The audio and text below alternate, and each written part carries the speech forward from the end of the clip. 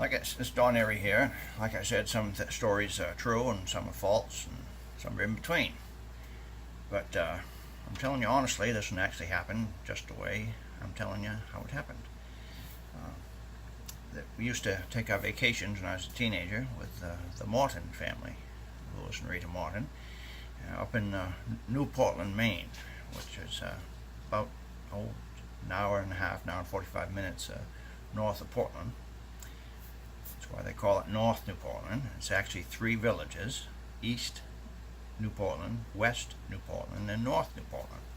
And that's where we were, up in North New Portland, and we'd go from there up to through some winding roads and a dirt road all the way up to Hancock Pond, where the Mortons had a cottage, and it was a nice little getaway. But anyway, at the time, my mother and Rita were into collecting antique bottles and anything else they could find antiques, and they went off gallivanting, went through the backwoods of Maine, and they're looking at old dumps, and they're trying to find old dumps, abandoned dumps, and they actually found some that with trees were growing, 2, 3, 4-inch trees growing out of the dumps, and they'd look through there and try to find antique bottles, and you could find something kind of valuable. But they weren't looking at the gas gauge on the car. And the car was a 1968 Ford LTD, and 390. That's a 390 cubic inch engine, which in those days was pretty powerful. And it had a 26-gallon tank, which would go a long ways, but won't go forever. And they were just having a merry old time, going from place to place.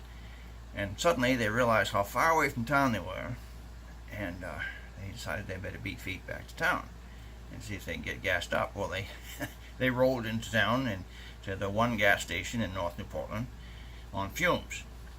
And back in that day, in those days, it's not self-service, and this was even worse than that. And it had those gas pumps that had the crank, the ones with the old gas, the glass bulbs on top of the, the kind I mean, that they go for thousands of dollars now that they're restored, and antique buffs that go for those gas pumps. And the lady of a sort of a general store there, she comes out and she does the crank thing and cranks the gauge down to 0, and starts pumping the gas.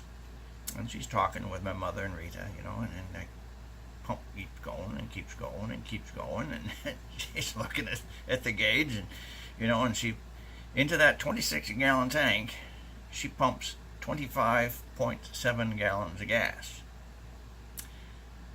And as my mother's paying for it, she looks at my mother and she says, "Well, dearie, why didn't you just drive it a little further? You might have weaned it."